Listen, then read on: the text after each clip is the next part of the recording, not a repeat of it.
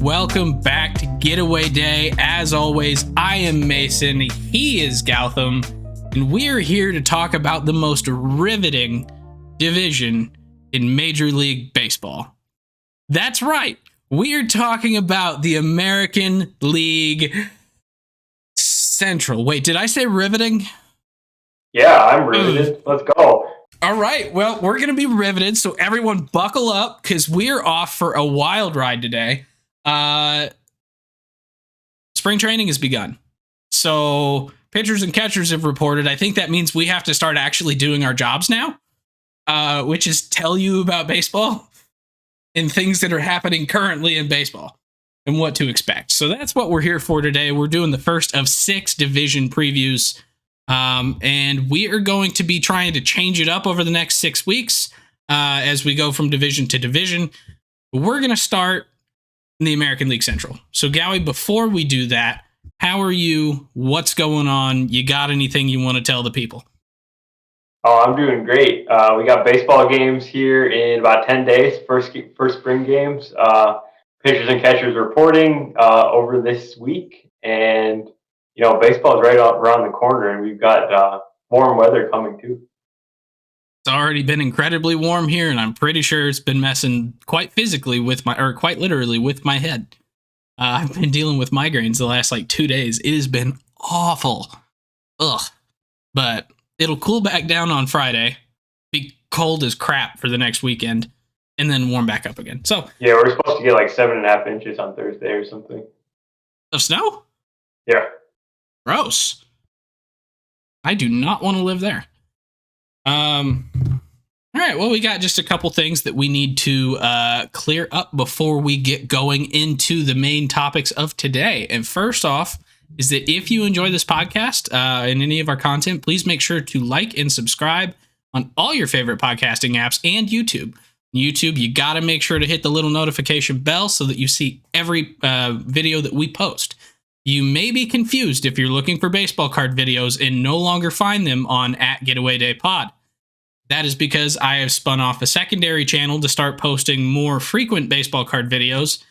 And there's been some bangers on there. You guys definitely want to go check that out. I mean, I've got a stack of cards literally that big of just my hits from the last 3 weeks.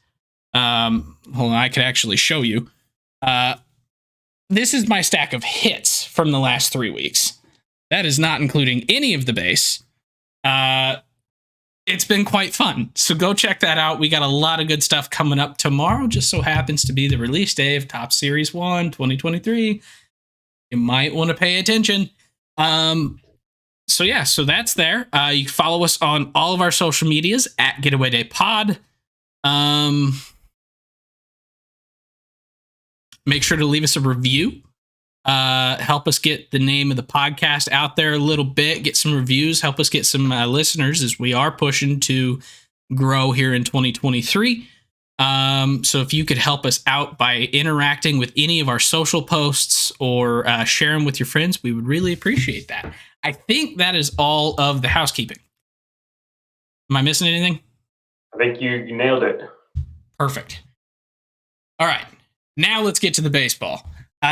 We got some This Week in Baseball that we need to get to before we get to the American League Central. And I think the first thing that we should do is yell at the clouds about something that really angers us. That would be that Old Man Manfred has decided, I guess technically the competition committee decided, that we're keeping the Manfred Man forever, except in the postseason. So I'm so confused. I thought this was going away. I thought that it was only there last year because of the shortened spring. And they're like, we don't have time to get everybody stretched out fully, so we shouldn't make them play extra baseball. But it'll be gone in 2023. And now we've just decided to keep it. Yeah, I'm not a fan of the runner on second to start extra innings rule at all. It completely changes the strategy, which is not necessarily a bad thing in itself, but the novelty of long extra inning games is gone. Well, some of the most fun games you'll ever see are those extremely long games, and it's not like they happen every week. There's something that happens like a few times over the course of the season. So I feel like it's not really attacking a problem that exists in baseball at all. Well, and my biggest problem with it is it reminds me a lot of the NFL's overtime rules, where they just don't really make sense. It benefits you if you're the first team with the opportunity to score. Because in the NFL, if you score a touchdown on the opening drive of overtime, game's over. You win. The other team doesn't even get a chance. Obviously, you get a chance to hit in the bottom of the 10th in baseball, but I'm pretty sure statistically over the last couple of years, the team that hits first in the extra innings games with the runner on second has won like 70% of the time or something stupid. And on top of that, just the scoring, it skyrockets in those extra innings versus in the regular innings. I think it was like on average, there was like 4 runs per game or 4.3 runs per game roughly in regular innings last year.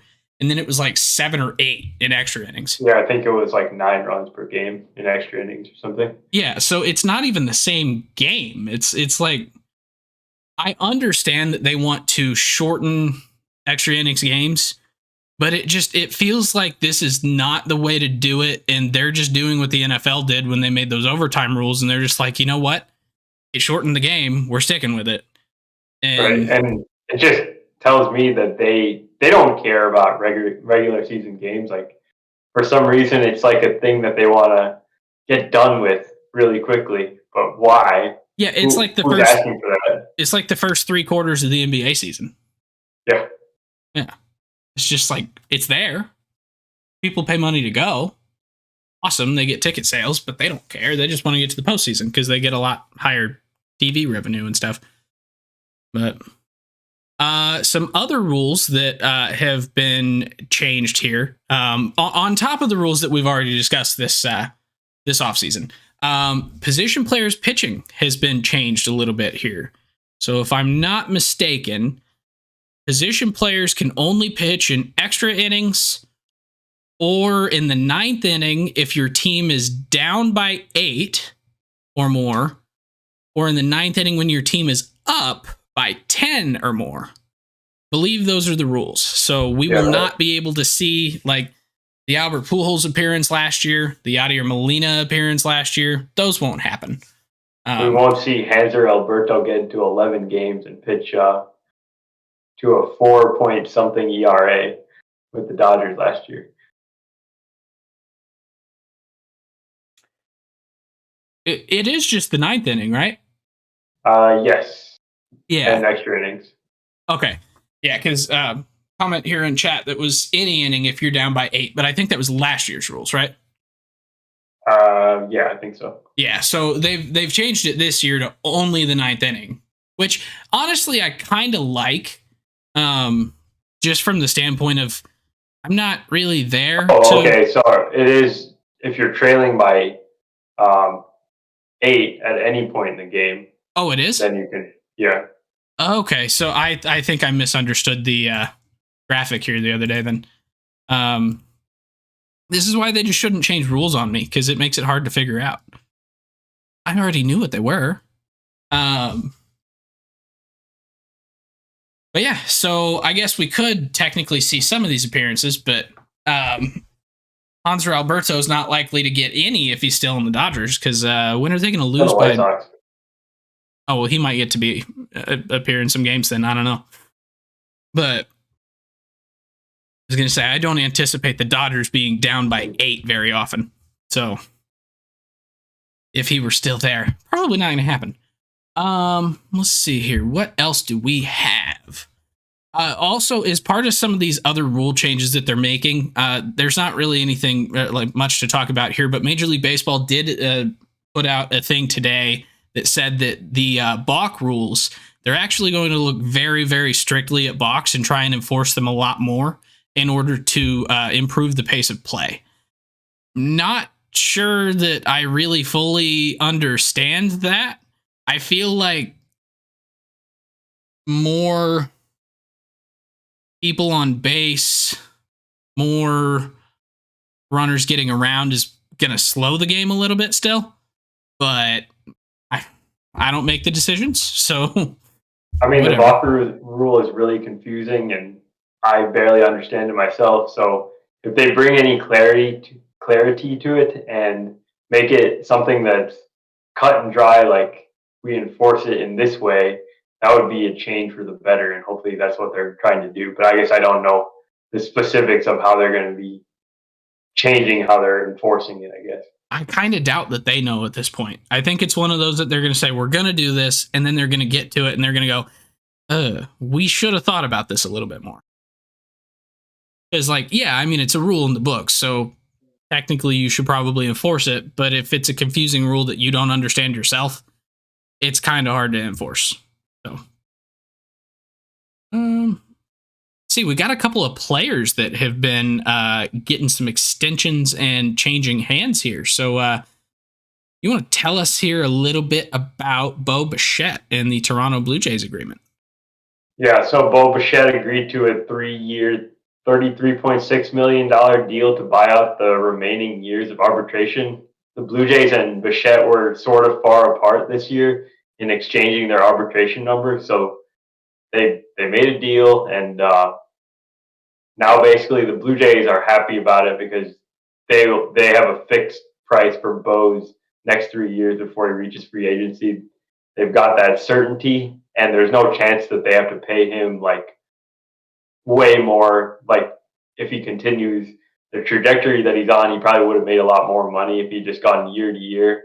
But then obviously Bichette gets the security of the 3-year contract, and he's going to be a huge free agent if he does reach free agency. He's going to get a massive deal.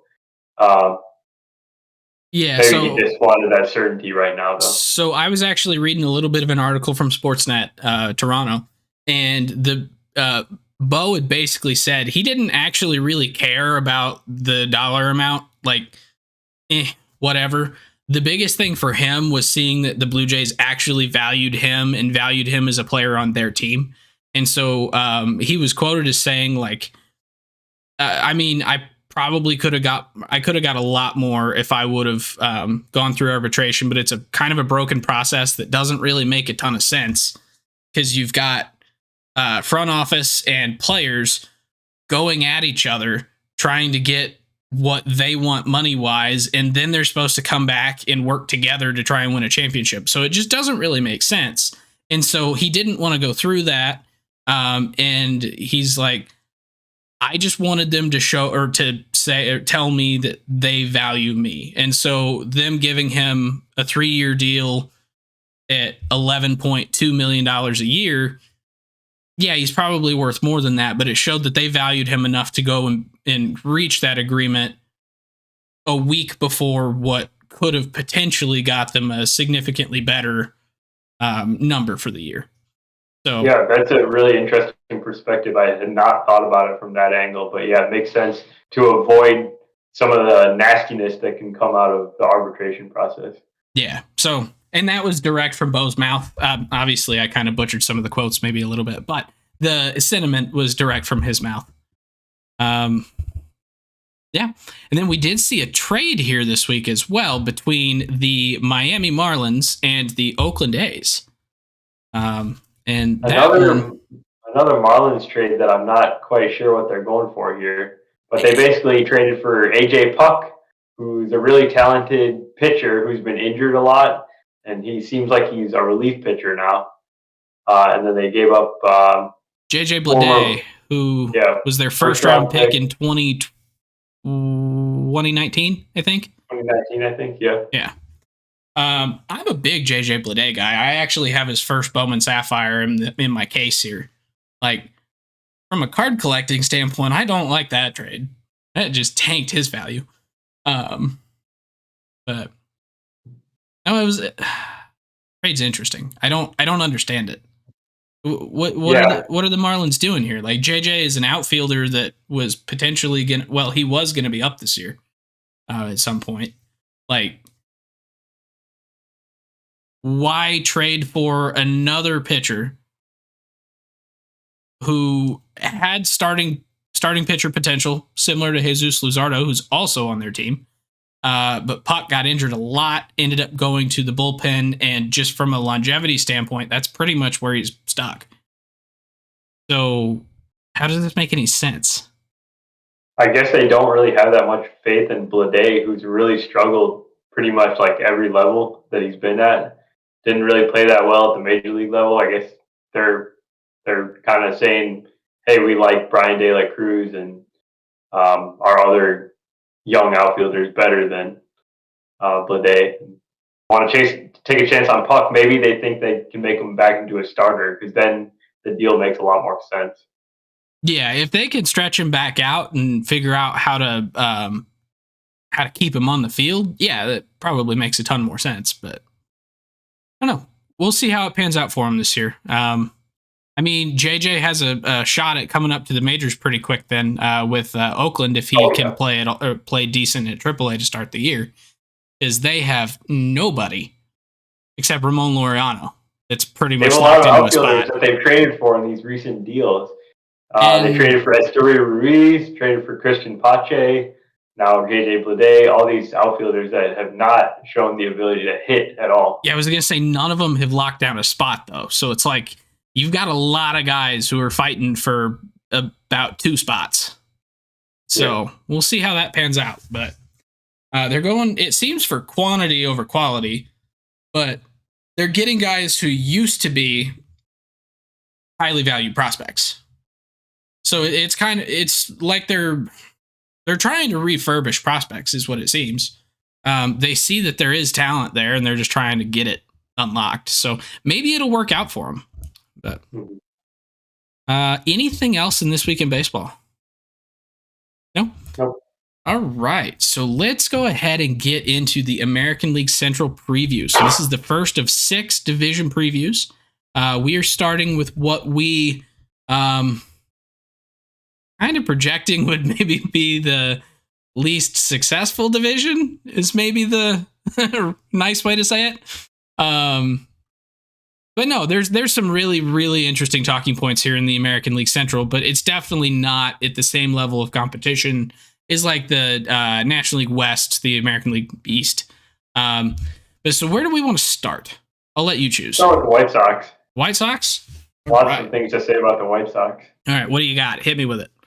So White Sox really underperformed last year under Tony La Russa. He's no longer with the team. They got a new direction with Pedro Grifol as their skipper. And the biggest thing with the White Sox is they had a lot of injuries last year again, and they had a lot of underperformances. So guys like Tim Anderson, Luis Robert, Eloy Jimenez, they all played less than 100 games each.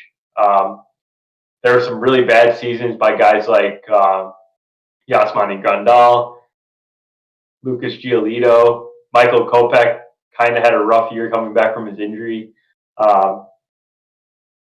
Just things didn't really go that great for the White Sox. And from like a top level view of this team, they still have all those star level players or near star level players still on this team. That's the good part of it. So if those guys get back to playing healthy and get back to their regular level of performance, you could definitely see the White Sox doing better. But I haven't mentioned any of the issues with this club yet.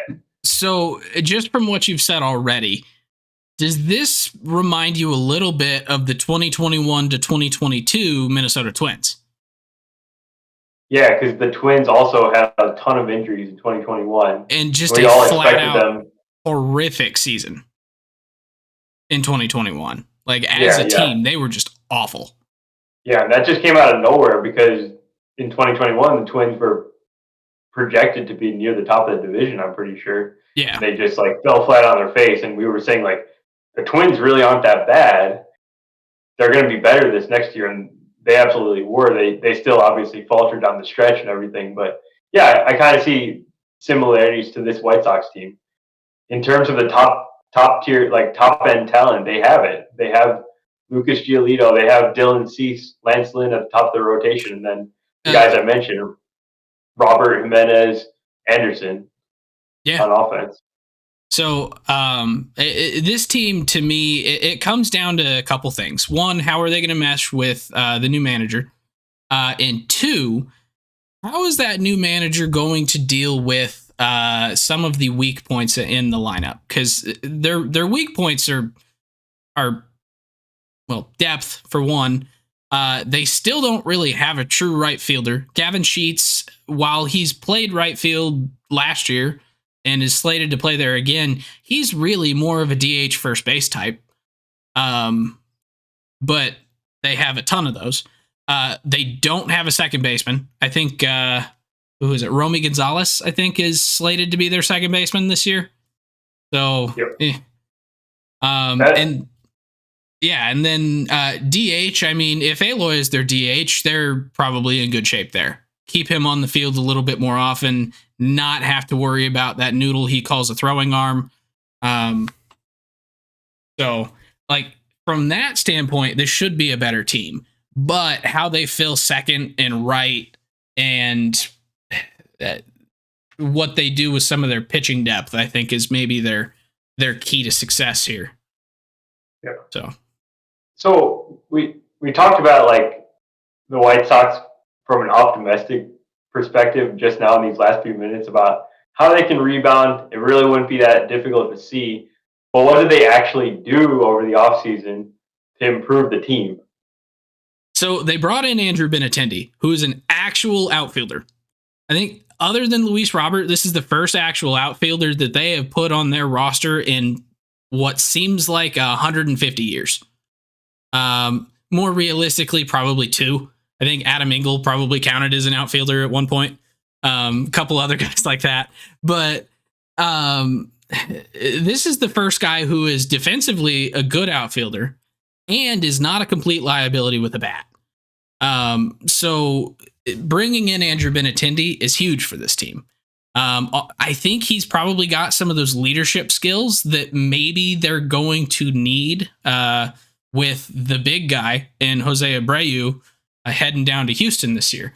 So I would love to see how that's going. World Series champ. Yeah, no. So I agree. This team needed a guy like Benintendi to help them with the defense, and the side benefit is that Andrew Vaughn can now play his natural position at first base. The bad news is there's no more Jose Abreu. That's a major bat in the lineup that they're missing, and they haven't really filled that spot. Like they haven't backfilled that bat in the lineup because Benintendi, while he's a decent offensive player, he's not like he's no Jose Abreu. He's not going to give you 20 plus bombs and driving a bunch of runs and everything. That's true. I think they are expecting a little bit more development out of Andrew Vaughn. And to be honest, there's more development in his bat, too, because you saw how he came from 21 to 22. He raised his average. Well, so I guess, first of all, 470 plate appearances in 2021, 555 in 2022. So pretty comparable as far as plate appearance standpoint. He raised his batting average by about 35 points. He raised his OBP by about 12 points. He raised his slug by about 30 points between his rookie and sophomore seasons. Now getting him to where he's at a defensive position where he's not necessarily stressing as much about making sure he doesn't screw up. Because when you're playing an unnatural position, that's probably going through your head quite a bit, right? It's like, don't screw up. So now he's in a natural position for him, probably going to give him some more confidence. And I wouldn't be surprised to see his bat continue to improve. Him get that K rate down to closer to where it was in the minors. He was down to 17.3 last year. If he could get that walk rate back up to about where it was in the minors and in 2021, I mean, Andrew Vaughn is going to be phenomenal. So maybe they're expecting him to take those steps and be able to be the replacement for Abreu, at which point, yeah, you're taking a step down from, instead of going and saying Andrew Benintendi has to be Jose Abreu, all you're saying is Andrew Benintendi has to be 2022 Andrew Vaughn, which is still a stretch, but it's a lot closer than being the former MVP.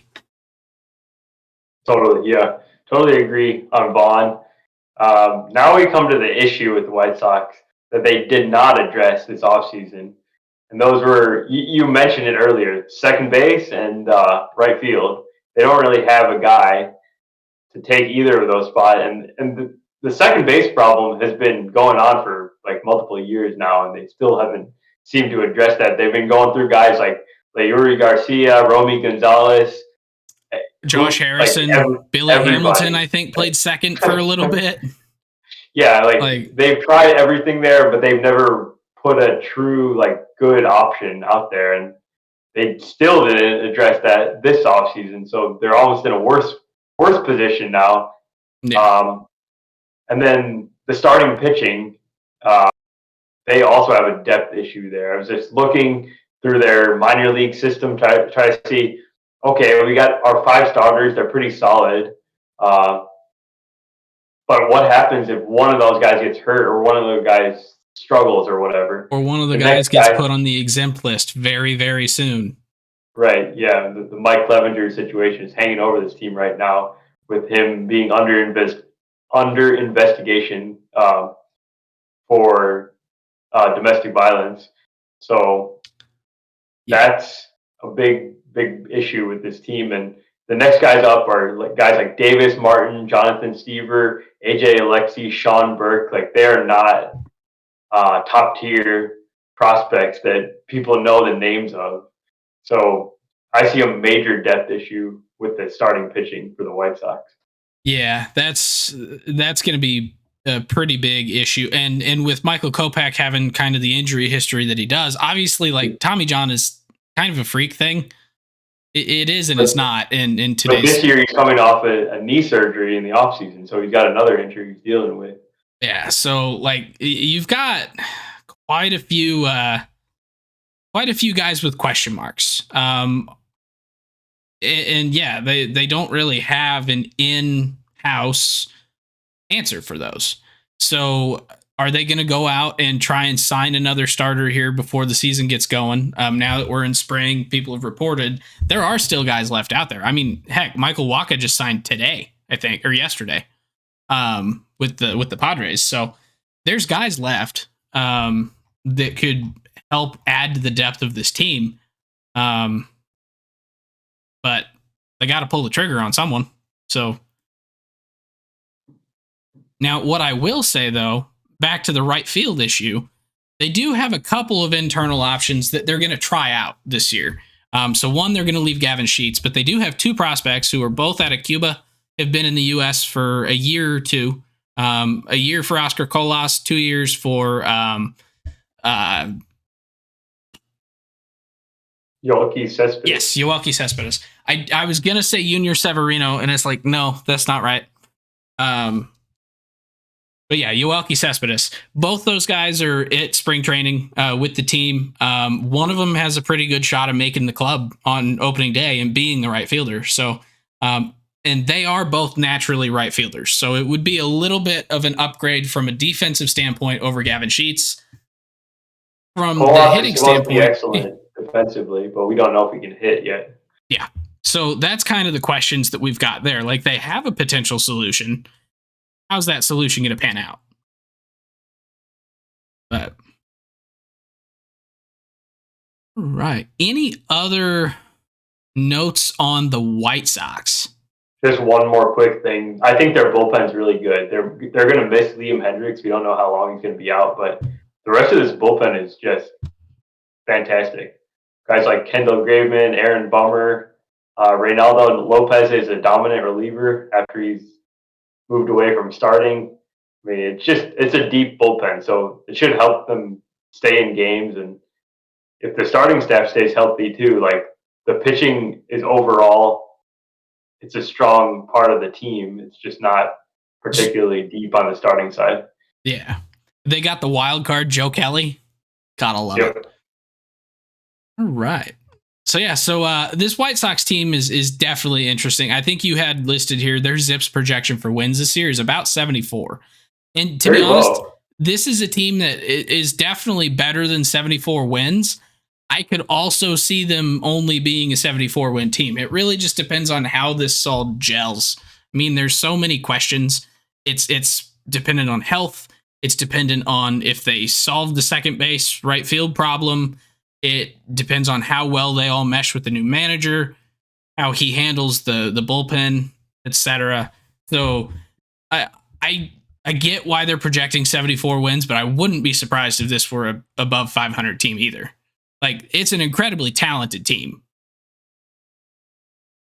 They just tend to have some issues occasionally. So, all right. So, what do you say we move on to last year's American League Central champion? Yeah, let's do it. Talk some Guardians. All right. So, the Cleveland Guardians. They came out of last year kind of surprising everybody, I think, with how well they performed with the roster that they had. I don't think anyone thought that this team would be able to win. What did they win? 88 games ish? Something like that. Yeah. With basically zero power. And they did it. They were basically the first team to go back to putting the bat on the ball and playing small ball and scoring runs. And they did it behind Steven Kwan, Jose Ramirez, Andres Jimenez had a breakout season. Ahmed Rosario continued to play really well. And defensively, they were great. Their pitching was great. And that's how they were able to do what they did. Now, looking into this year, they did decide to go out and address what they didn't have last year, and that was power. Not the flashiest moves in the world, but they went out and got Josh Bell to, I assume, man first base, and then brought in Mike Zunino as their catcher to come in and add some pop on that side of the or that spot in the rotation, not rotation, lineup. There we go. My words aren't working today. But yeah, so those are their outside of the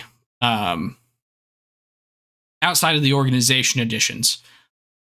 But this year is probably going to be pretty similar to last year, I would assume, in that they're going to be calling up a lot of young guys and putting a lot of responsibility in how this team performs on guys like this year's going to be Bo Naylor, Gabriel Arias, Tyler Freeman, Brian Rocchio, Daniel Espino, George Valera. Like, I don't understand how they have a never-ending pool of prospects. Like, I know we talk about it all the time. They seem to have every middle infield prospect in the history of ever. And somehow they all turn out pretty solid. Like, how does that make sense? Yeah, no, I think we've been waiting for some of these guys for years now, and now they all seem that like they're all at the same upper levels of the minors, and they're going to be debuting these guys throughout the season. And some of them, like Bo Naylor, have already debuted. Yeah, so. That's right. But I was just talking about the White Sox lack of depth in starting pitching. The Guardians have just unbelievable depth in their starting rotation. They've got 5 major league caliber starters that are going to start the season. If any of them falters, if any of them gets injured, they've got a whole swath of major league ready starting pitchers. Some of the guys got starts last year, guys like Xavier Curry, Cody Morris, Connor Pilkington, Hunter Gaddis. Those guys all pitch at the major league level, and they all did really well. So all the guys that Cleveland brings up are really, I really trust that they're going to be able to perform at the major league level pretty much right away, because that's what they've been doing for years now. Been taking guys that weren't the biggest draft prospects, coaching them up, developing them, whatever, and they shoot through the system and come up, and they're contributors basically from day one. Yeah, we saw it with Tristan McKenzie. We saw it with Shane Bieber. We saw it with Zach Plesac before he decided to just be mid at best. Yeah, they've been doing that for years. So why would we expect it to stop now, especially with some of these guys like Daniel Espino, who just has talent coming out the butt? Like, yeah, he is the definition of a number 1 starter potential pitcher. Yeah. He's got everything. Like, he's got the wide repertoire, great velocity, all the pitching smarts you could ever ask for. So if he can stay healthy, there's no way he's not impacting the Guardians this season. And then behind him, they've got other top prospects like Gavin Williams, Tanner Beebe. Um, it's going to be awesome to see these guys get to the majors, and I think Plesac and Aaron Savali actually need to look over their shoulders. If they don't pitch well, they're going to lose their jobs real quick. I mean, I'm a little bit surprised that Plesac's still there in general.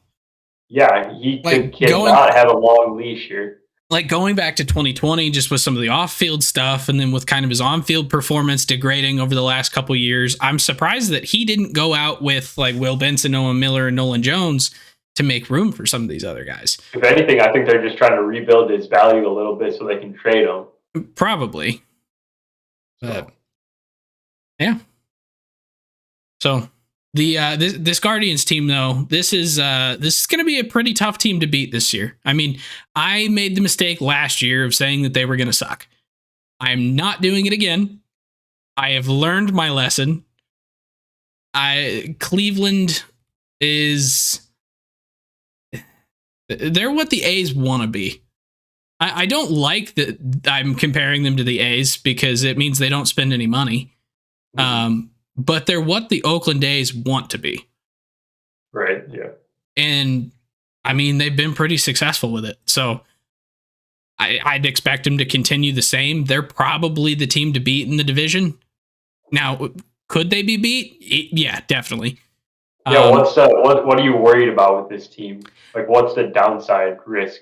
The downside risk is that some of these guys don't necessarily pan out, some of these young prospects. So they still don't really have, other than Stephen Kwan, they don't really have a true outfielder who you're really scared of. A guy that you look at in the lineup and you're like, yes. Because they have Miles Straw, who defensively, phenomenal. Offensively, I mean, you might as well just put in a Scarecrow. It's going to be about the same thing.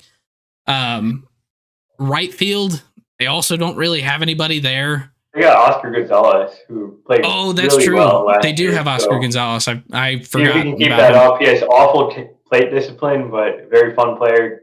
Great walk-off music. I call it SquarePants theme song. Yeah, but then you're also expecting like Oscar Gonzalez and Stephen Kwan to be able to repeat what they did last year. And I think Stephen Kwan kind of came out of nowhere. Granted, his skills seem like they're skills that aren't just going to disappear. So not terribly concerned about it. Like if it were a guy who didn't hit any home runs in the minors and then all of a sudden he hit 20 home runs like Tommy Edman did back in 2019 or whatever that was, I would maybe be a little more concerned. But there is still a lot of, are people going to be able to live up to what they've done in the past in order to keep this team going? J-Ram, not a problem. Everyone else on the hitting side,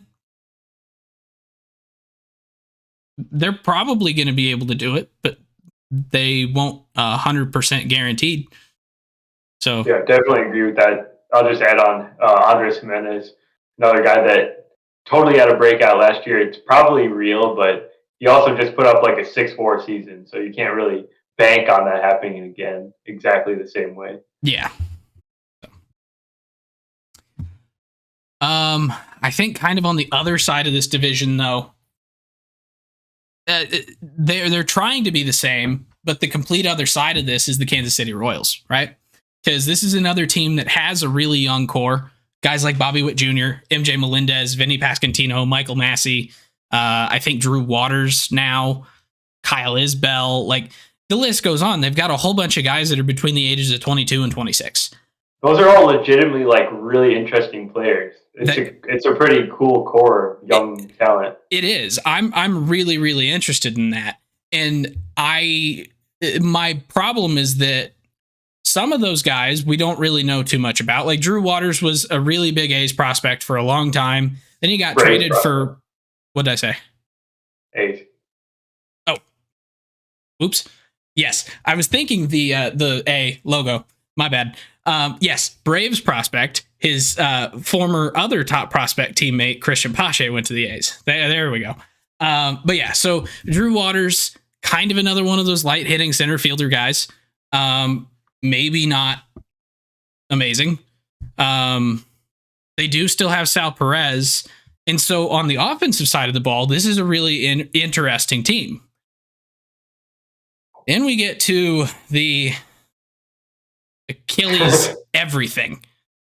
You were about to just let out the biggest sigh for their pitching staff. Yeah. Zach Greinke's still there. He's a future Hall of Famer. Yeah. But Jordan Lyles, Brad Keller, Ryan Yarbrough, and then Brady Singer, who admittedly could very well break out. He started last year. He kind of did have the breakout at the second half of last year. He's the one young starting pitcher that's like sort of panned out in some positive way for the team. All the other first round picks that they've had, extreme struggles for all of them, basically. Yeah, because we've already seen everybody from Daniel Lynch to Chris Bubich to Jackson Kowar to who's it? Cesar Hernandez? Carlos Hernandez. Carlos Hernandez, who is in the bullpen, actually. Carlos Hernandez is. But the rest of them are all at AAA. Like, they had, the fact that they're not even slated for the rotation. They had 5 first rounders in 2018. One of them is in the majors. Yeah, that's a big yikes. So, and then like continuing their pitching woes, though, their bullpen, Carlos Hernandez, who does have promise. But then you've got Amir Garrett, who is not the same guy that he was for 2 seasons in Cincinnati. And then they brought in Aroldis Chapman, which if you watched him last year, yikes. I do not see that going particularly well, especially on a team who really doesn't have any other pitchers. But we'll see what brand new manager Matt Quattraro can do with this pitching staff. So that's the biggest thing. We talked about it, I think, in our New Year's resolutions, that the Royals need to figure something out on the pitching side, because even though we kind of like the lineup, we can see the makings of a decent lineup. This pitching's so bad, they're not going to be able to overcome it. This team is going to be just dreadful this year, in my opinion. Yeah, I mean, if they give up like 6-7 runs a game, well, that's a lot. But if they give up like 5.5 to 6 runs a game, I would not be shocked. Like, that's how bad this is. Yeah. Like, and I don't get their moves either. Like, okay, one thing to bring back Zach Greinke, he's a future Hall of Famer. He's got a lot of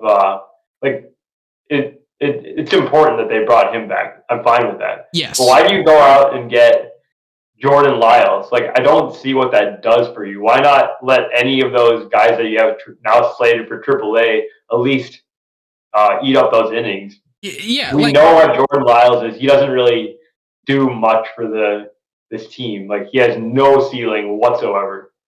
Yeah, and like, you could maybe see an argument for Ryan Yarbrough. Maybe. Like, he's been a good pitcher in the past. He with the Rays, and like, the Rays kind of just do what they do and deal people all over the place and just put together a team. So maybe he's still got something there, and the Rays were just ready to move on. I don't know. But Brad Keller, Jordan Lyles, like, what are we doing?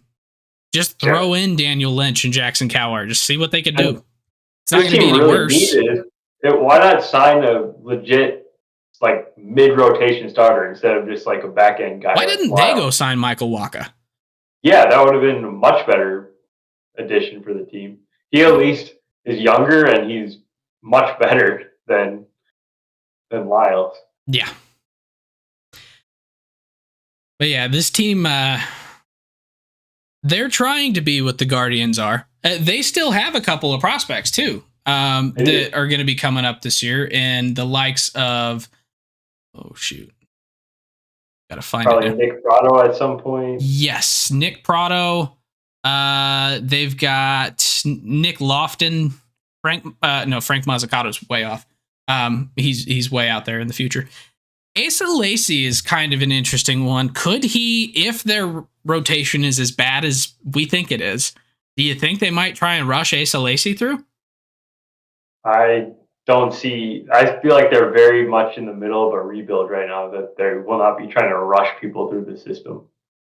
I mean, if that young offensive core actually starts to break out, they're going to probably try and do something. This is a division that's within grasp. I mean, you put together even some semblance of a rotation, you could be up there in the top 2 in this division. Like, yeah, that's very true. So, I don't know.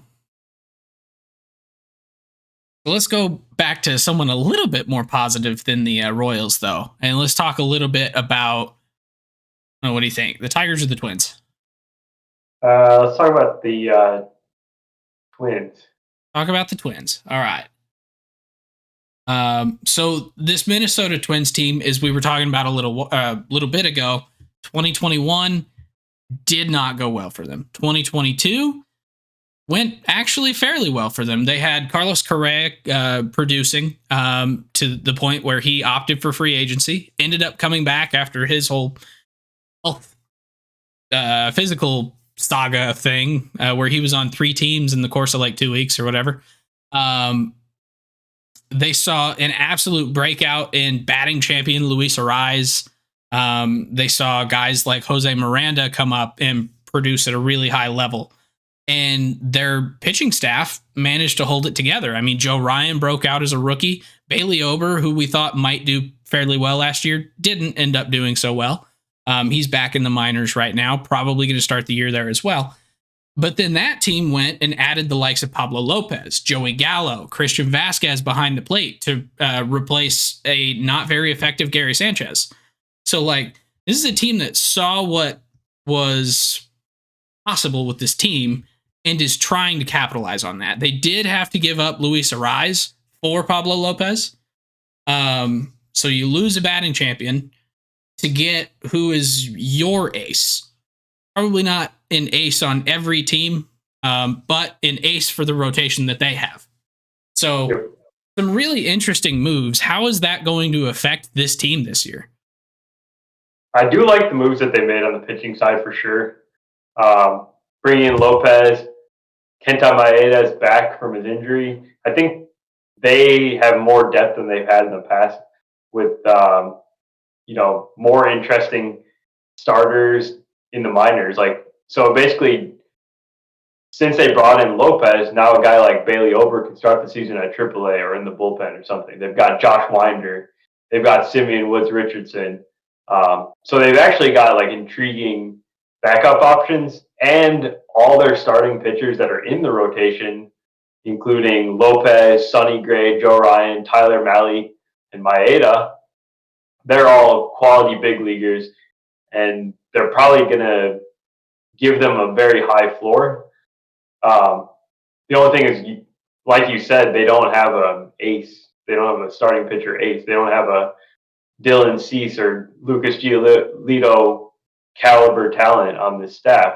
Maybe Lopez turns out to be that guy, but he hasn't quite been up to that level, in my opinion. I think that's going to be an issue for them. And then the other thing is they have the same problem where these guys have not like done. Actually, I saw this with the Tigers. They have the same issue as the Tigers, which we haven't talked about yet, but none of these starters have like put up full seasons in a while, other than Lopez, who did it last year. So how they manage their way through a full season, trying to get these 5 guys through, it's going to be tough. I think they've got some of the depth to do it. On offense, the Correa thing, that's just huge for them, bringing him back.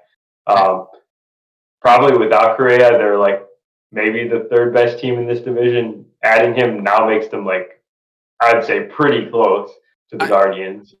Yeah, I would almost say it's a 1A, 1B situation without knowing how anything's going to pan out this year. Just looking on paper, like there's definitely reasons to like this Twins team more than the Guardians team from just the standpoint of there's 6 guys on this Twins team that could potentially be 20 home run guys. You've got Buxton, you've got Correa, you've got Polanco, you've got Kepler, Jose Miranda, and Joey Gallo. All could be 20 home run guys. Something that the Guardians just don't have. They have what, maybe 2? J-Ram and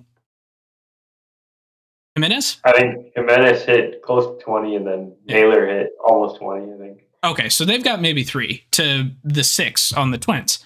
And then the Twins do have Alex Kirilloff, and Trevor Larnach, who both were really high rated prospects in their own right, haven't really broken out yet in the majors. Kirilloff was a lot of injuries the last couple of years, but last year he did fairly well when on the field. So, and then you've got Nick Gordon, who is, I think, probably a really underrated guy too. So like this is a not a big power guy, but he's quick. He's got a pretty good bat. So he'll be slotting into that that lineup quite a bit. So this is a team that, if things click offensively, I'm not sure it really matters if they don't have an ace type for the regular season. I do have a question that kind of encompasses all the teams, so remind me in a minute to ask you about the balanced schedule.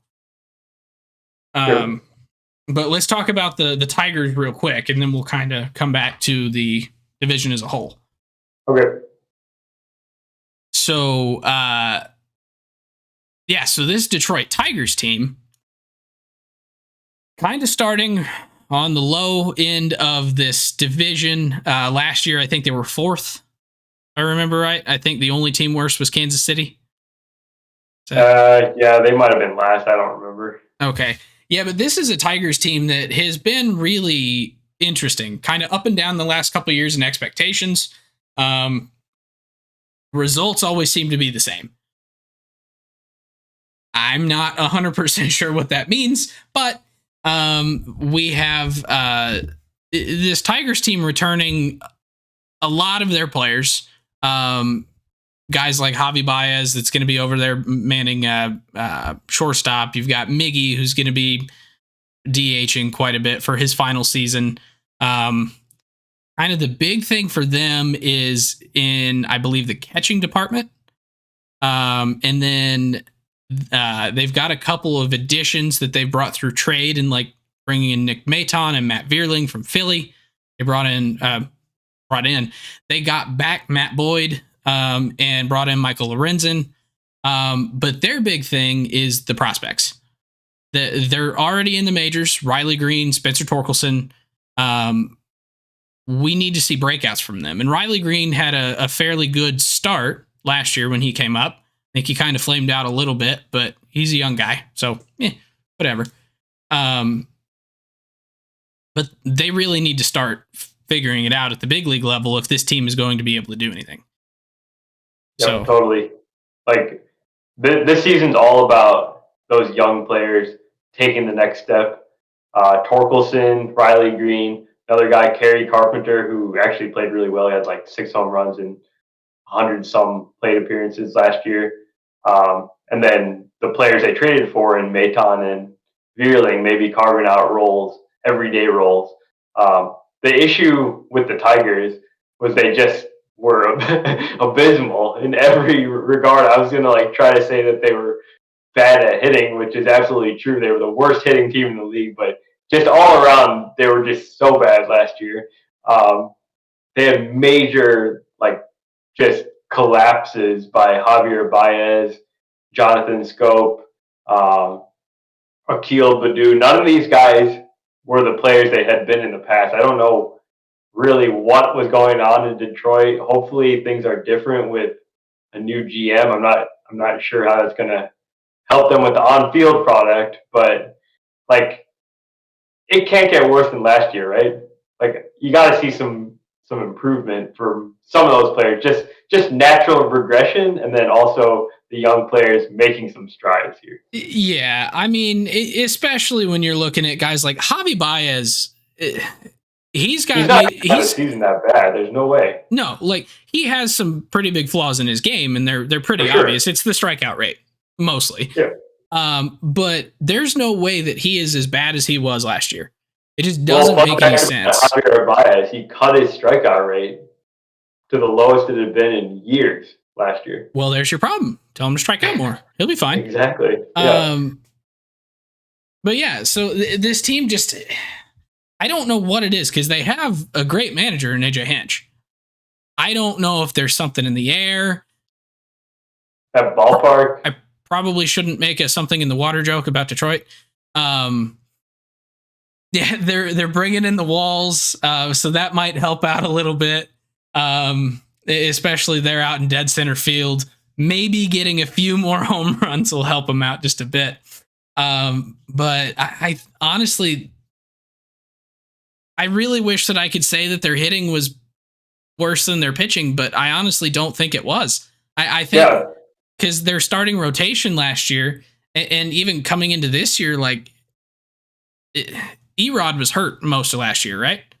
He was hurt and he was on the restricted list for a while too, with the kind of a weird situation going on. What happened with?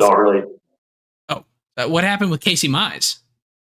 Casey Mize got hurt, and he's Tommy John. He'll be out for the year. Oh, he's out for the whole season. Dang. Bringing back Matt Boyd. We know how I feel about Matt Boyd. Not particularly great. But like Matt Manning didn't really play very well. Spencer Turnbull, I think, was out last year with Tommy John. Tarek Skubal, did he end up getting hurt? Yeah, he's got a flexor strain. He's probably going to miss a good chunk of the year. Yeah, so like that's been a huge issue for this Tigers team, and that was a rotation of a lot of really young, really highly valued prospects there in Mize, Manning, Skubal, and guys who had been really good as recent as like 2 years ago, in Turnbull and Erod, and Lorenzen proved out in LA that he can actually start every 6 games and actually be fairly decent. So maybe he's going to help for like multiple months in the middle of the year. But yeah, I agree with your point, and leads into my point about their issue. How are they going to cover the 1,400 some innings that you need to cover a baseball season? All 5 of their starting pitchers that are slated to start in the rotation pitched fewer than 100 innings last year. So that is a major issue. Yeah. And was Matt Manning's injury related or because he was down in AAA most of the year? It was injury related. That makes sense. All right. So every single one of their guys was injured last year. Or in Turnbull's case, he didn't even pitch at all last year. So okay, so would it be safe to say that if even one player on the Tigers stays healthy, that they will be better than last year? Yeah, let's go with that. Okay. I was trying to come up with something nice to say about the Tigers. I think I got one thing here. They're going to have really good up the middle defense with Javier Baez and 2022's outs above average leader, Jonathan Scope. See, I think Nick Maton's going to end up taking over the second base job. And I think they got third base completely open. That's a good point. But you don't have a third baseman. I don't know. Put Matt Vierling out in center field. Let him play defense out there. You got Riley Green. Like, there is hope for this team. I think there's more hope for the offense of the Royals, but as a team as a whole, I think this Tigers team is probably still going to end up doing better than the Royals just because that pitching staff in Kansas City, yikes, with a capital Y. Yikes here too in Detroit, and maybe an upside down exclamation point before the yikes, and we say it in Spanish. I don't know. That's how big of a yikes that is. So I kind of want to talk a little bit about the division as a whole before we wrap up here. So this division, I think we've kind of beaten the dead horse in saying it's not very good. There's definitely things to like about it. But I think those things to like are going to be more effective in interdivision play.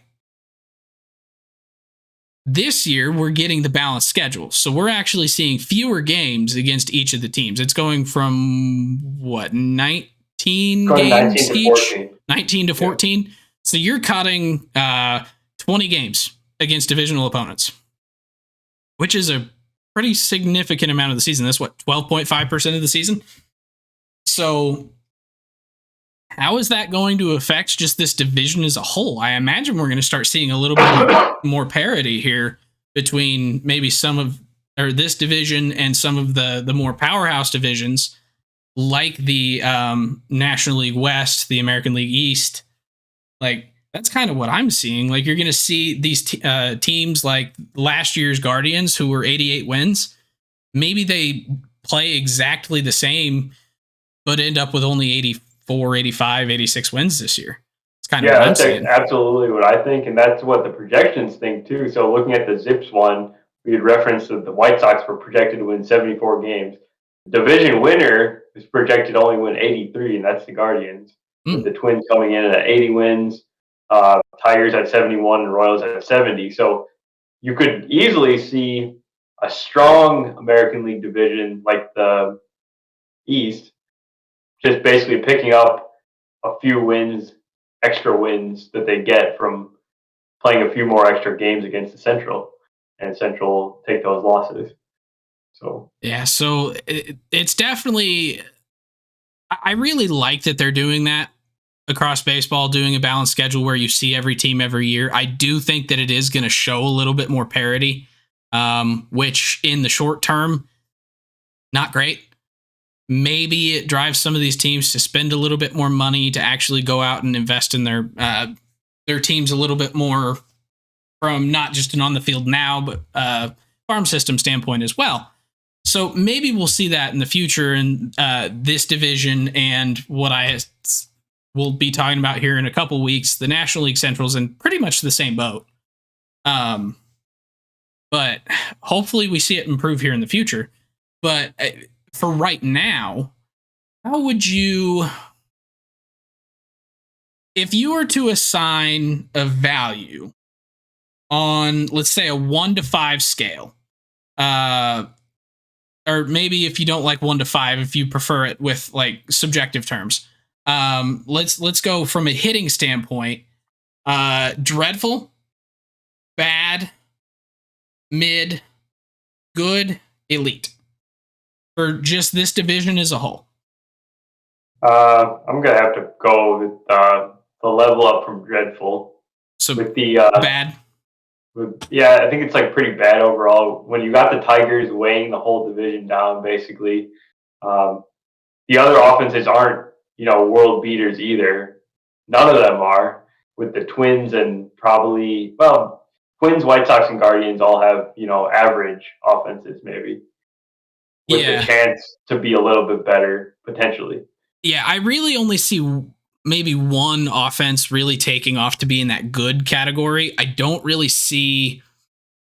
I could maybe, if the Twins just absolutely go off, see them getting into that, like, what was it, 2019 Bomba Squad level offense. They don't quite have that potential. They're maybe a little bit below that as their ceiling. But I think the rest of it's going to be in the mid to bad. So yeah, I'm kind of with you. I think the uncertainty of the Royals and then just that Tigers team really drags it down into the bad range. What would you say from a pitching standpoint? This one's a little tough because with the Tigers and the Royals, they're clearly very poor pitching teams, as we've discussed here. Then you've got the Guardians who do it so well, so that's kind of balances it out a little bit more. White Sox also, I feel like, have strong pitching on their roster right now, and the Twins are also fair to probably an above average team when you include their bullpen, which is very good as well. So I would say that, what's the level above bad? That's like the middle. Yeah, mid, just like average. That's where I'm going to have to put them, just because of the two very bad squads. Yeah, I could see that as well. Yeah, I definitely agree with you. There's a lot of parity in the pitching in this division. Like, you've got the Guardians up here, just their pitching or their rotation and their bullpen, both really, really good. With Karinchak and Clase in the bullpen, after your Bieber, McKenzie, Quantrill, fill in 2 other guys here, and they're going to be really good. You lose a little bit with the depth with the White Sox, but the guys that they're putting on the field to start, definitely above average. You've got 2 abysmal teams, which drags it way down, and then kind of an average to maybe slightly above for the Twins there. So yeah, I agree with you. So I think the plan here, in case it wasn't obvious, is, which it probably wasn't because I didn't explain it. So here, I'll explain it now.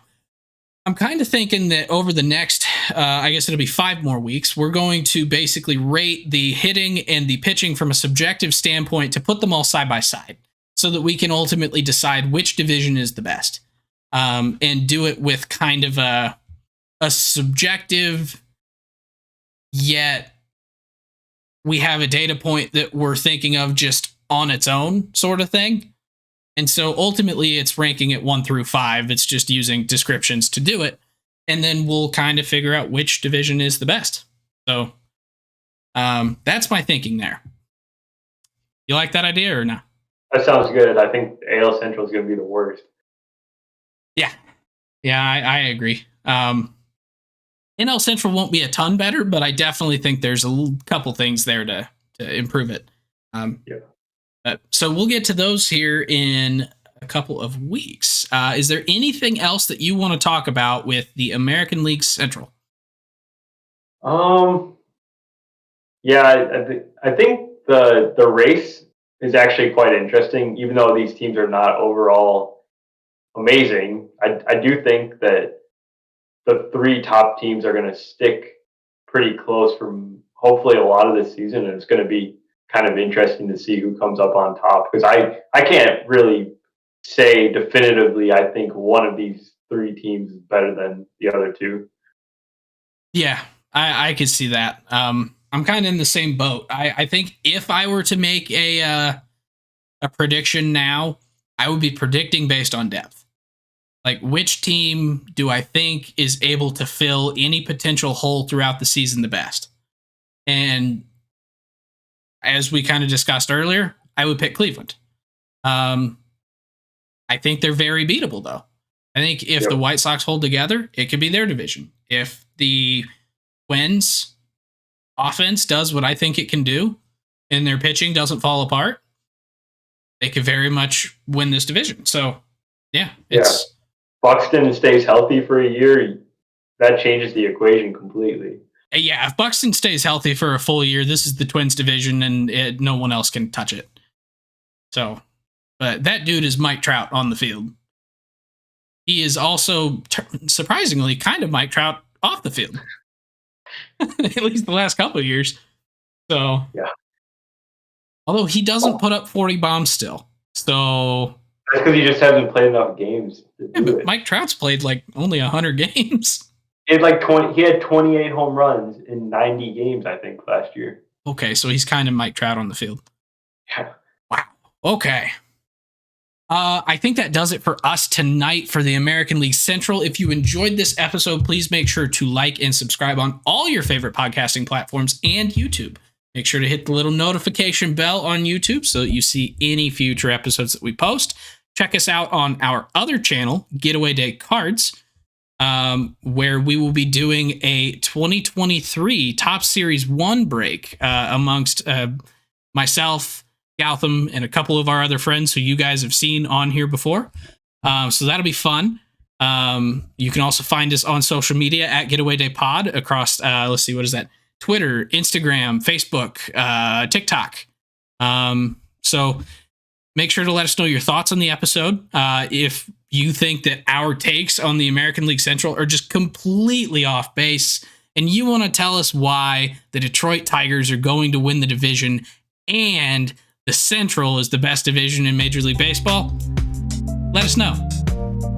Thank you very, very much for hanging out with us tonight, and we will see you guys back here next week.